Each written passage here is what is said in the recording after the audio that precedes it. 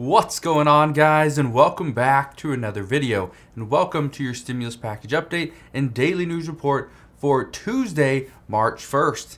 Yes, we have finally made it into March. Now, today I want to go over a $4,200 promise that we have been getting for months. I want to address what is coming, what we are expecting, what we've seen in the past. It's a little bit of a stimulus update, but I also want to touch on some better supply chain news, which is actually coming because we are seeing companies completely just pull out of Russia. They don't want to supply products to Russia due to worries of possible sanctions and other things as well. So got some news there. We got some Ukraine conflict updates as well. So I want to bring that to your attention also. So hopefully you guys are having a wonderful start to your week. If you are, do me a favor, go ahead, hit that like button, and let's get right into the update. Here's what I can tell you. At this time, President Biden is not a very liked man. He is not liked by Russia, obviously. He isn't liked by many people here in the United States either. His poll ratings are just at 37% approval. Okay? This is below former President Donald Trump. A recent poll shows that 61% of Americans say that President Biden hasn't kept most of his promises. 33% approve of his handling of immigration. 36% believe he's done a good job with our economy. And foreign policy, again, is at 36%. Now, here's the issue. Many Americans want changes. They want to see major changes. But right now, changes just aren't happening. They're not getting done. And it's because of what we're seeing in Congress. President Biden has a big bill, the Build Back Better Act. Now, this proposal, this idea, his agenda, it isn't working. But too many Democrats are stuck behind this and don't want to see changes. They want this exact bill to pass. That's the issue. Nobody believes it's going to pass. So here's what we are seeing. And later on today, when President Biden delivers his State of the Union address, we're likely going to see him talk about things like the child tax credit payments and how much good they did when they were being issued. He will address how the economy is getting better. He will talk about how COVID cases are coming down, jobs are coming back at record levels, and they are. That isn't a lie. But jobs are coming back because so many left. Right? COVID cases are coming down. I don't think it really matters who was the president. I don't think that matters. It just took time. Now, here's the thing. Right now, Democrats are going to be pushing to get the child tax credit payments extended. But even though every single Democrat that I've come across says we have to get this done, here's the issue. There's no new proposals out for the child tax credit payments. Democrats are hoping and praying that the child tax credit payments get extended simply from the Build Back Better Act. But again, nobody is going to pass that. It's not going to happen. But here's the thing. The only different proposal being discussed right now is actually one from Republican Senator Mitt Romney from Utah. Recent reports have shown that as soon as the stimulus ended, this child tax credit payment didn't get extended. There was about 3.7 million children that fell right back into poverty. Okay? Now, I want to go over really quick what this new child tax credit payment would look like. Okay? Here's the proposal from Senator Mitt Romney. Here we go. This would be for children ages 0 through 5 and actually 4 months prior to a child's birth. Okay, you can actually get some of that payment. But for children 0 to 5, it would be $4,200 for the year or $350 per month. For children ages 6 to 17, it's $3,000 a year or $250 a month. Now here's the big difference. Okay, the maximum benefit, okay, is $1,250 per family. Okay, that's a big one. Now the annual child benefit will be reduced by $50 for every $1,000 above the current child tax credit payment phase-out thresholds of $200,000 and $400,000 for people filing jointly. Here's what I want to show you. Now we could go and read all this. I'm not going to do all that. But here's what I want to show you. Right here, look at this. Okay, this is the current spending. It's at $188 billion a year. This is annual total. Now, this is what I want to bring up because I think this is extremely important. First, the child tax credits, okay, this benefit that we currently get of $2,000 per child, it's costing us $117 billion a year. The earned income tax credit is $71 billion, comes up to $188 billion. Now, with Romney's proposal, it would be $229.5 billion annually for the child tax credit payments, and that is with this of $350 a month and $250 a month. But the earned income tax credits drop to $24,000. But what you need to keep in mind is what they're trying to do is provide certainty for families. Now, here's where the spending offsets, and this is key. Okay? This is key because look at this. We would eliminate head of household status. It would save $16.5 billion. We'd eliminate child and dependent care credits. That would save $4.7 billion. We'd eliminate TANF. That would save $16.5 billion annually. SNAP categorical eligibility changes, $3.1 billion per year.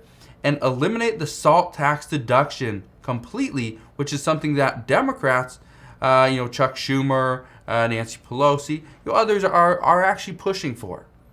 And that would save $25.2 billion annually. Save $66 billion. Okay? Which would get us close to that number. Okay? Or pretty much to that number. But this is the thing that you need to keep in mind. These things a lot of it would be eliminated. And I don't know if Democrats are going to go for that. But, and this is key, we have to see changes. And inside this proposal from Senator Mitt Romney, I believe it still does have a work requirement. That is something that will be in here. That is something that Senator Joe Manchin is firm on. It has to be included, or else he would not support this. But I want to bring this up for a couple reasons. First, to show you what is being discussed, because it's coming from a Republican, not a Democrat, which creates issues for Democrats. The other thing is, this is just for families. It's called the Family Security Act. Here's the reason why this is so important. Because Democrats don't just want to provide additional benefits to a small group of people. Now, I'm not saying this is a small group of people. This is going to every single family out there that has children. So a lot of families. But Democrats want to see that the elderly are being taken care of, that people that are in this country that are undocumented, they are being taken care of as well. So there's going to be a lot of pushback as to who is going to get the majority of benefits, and it's all going to come down to, we do not have to eliminate a bunch of different previous programs in order to pay for this. We don't have to eliminate them completely, but in order to pay for additional funding or guaranteed income like this, we're going to have to see cuts. And that's the issue. We could see cuts to SNAP benefits, TANF, right? We could see cuts to many different government funded programs. And that's going to be the issue, is even though we may see a little bit more relief and stimulus from the federal government, it's going to come and it's going to, according to experts, we would see a big shift, because there would likely be a month or two where some benefits just don't come and families struggle. And so that's the other question, is, should Democrats move forward with this? Some say yes, some say no. So we will see what they decide. But as of right now, what I can tell you is the news is that we should get more updates on what's going to happen tonight when President Biden delivers his State of the Union address, and also later on this week. So, as we get more information on all this stuff, I promise I will fill you in on those updates as we get them. Now, I want to go over something that very few people have even mentioned over the past week. And this, I think, is extremely important, because this really helps us with our supply chain. Currently, dozens of high-profile companies are pulling out of Russia for a bunch of various reasons. Some say they're attempting to stay compliant with sanctions. Others say they're pulling away from Russia because this has actually been on their mind for quite some time, and this is finally a good time to part ways. Many are saying that they're pulling away because this is going to allow them to rebalance and fix their supply chain shortages over the short term. Now, here's the key. Pulling away from a country would actually help fix our supply chain issues. Pulling away from Russia is going to help. We know that companies like Volvo, they're halting sales in Russia. Harley-Davidson, they are suspending their business in Russia as well. Daimler, they're going to stop business activities until further notice. General Motors is halting all shipments to Russia. Many other companies also are pulling back from Russia, at least for the foreseeable future. And so this is key. Are we going to see more and more companies pull away? The expectation is yes. But why is this good news for us here in the US? Well, when you think about it, when we are having issues with cars and manufacturing and shortages all over the US, when we see that the sanctions that have been imposed by the US and Europe, when these are working, what's happening is instead of sending parts to make cars that are going to go to Russia or going to go to another country, right? Because even though Russia is really the one that's being sanctioned, Ukraine is getting hit. Other countries in the region are getting hit because we're not sending stuff over there. Other countries aren't sending stuff over there with the risk of, well, what if it just makes its way into Russia anyway, right? And so that's the other issue is we could see our supply chain shortages not fully get resolved, but they would improve because of what's going on. And experts believe that sanctions imposed on Russia from the US and Europe will be so devastating to Russia's economy that it would actually help improve ours. Now, this might only be a short-term thing, but we don't know. We're going to have to wait and see what actually happens as we move forward. Now, one thing that is still putting Americans under pressure right now are gas prices. You've probably seen the updates, you've probably seen reports, media coverage on gas. Now, the United States and allies have actually recently discussed a coordinated release of crude stocks in a bid to mitigate supply disruption due to the Russian invasion into Ukraine. Now, this could mean that altogether, about 60 to 70 million barrels of oil are released. Back in November, President Biden released about 50 million barrels of oil here in the US alone, and it helped bring down prices about 10 cents a gallon. It came in after about 3 to 4 weeks, but it did help. But then prices quickly rose. That's the issue. So this could be very beneficial to the American people, but at the same time, some say it could do very little because gas prices are usually down during this time of the year anyway. The problem is in the spring and the summer where gas prices normally shoot up because demand is increased, supply stays the same. That's an issue. So again, we will see what happens at that time. But let's talk about what's going on in Ukraine at the moment. Currently, there's a very large Russian convoy that's headed towards Kyiv right now. We got reports earlier that more than 70 Ukrainian soldiers were actually killed by artillery as well.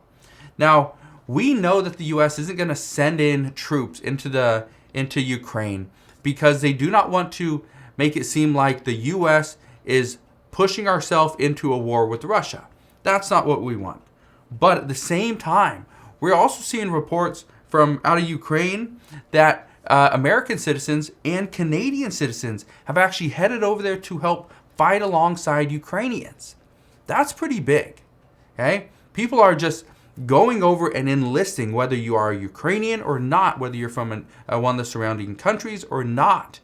Doesn't matter. People are heading over just to offer their services. Some, ex-military personnel. So it's interesting to see what's happening there, and Ukraine's getting help and assistance from all around the world. Now, this is all happening when Russian soldiers are being offered roughly $45,000 in Bitcoin in exchange for them surrendering. And we've been getting more and more reports that many Russian platoons didn't even know what they were headed into Ukraine to do. Many were told that this was just a special military operation. That's exactly what President Vladimir Putin said.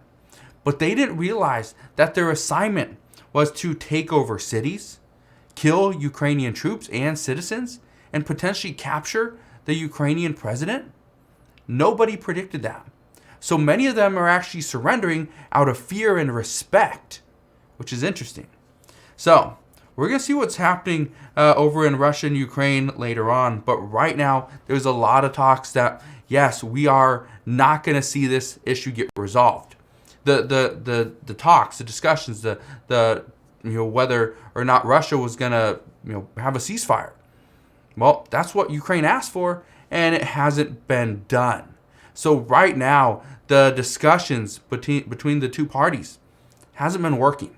So we'll see what happens. But as always, as I know more, I promise I'll come back on and share all latest news and updates. Just want to thank you guys for watching. Have a wonderful start to your March. Have an incredible March 1st.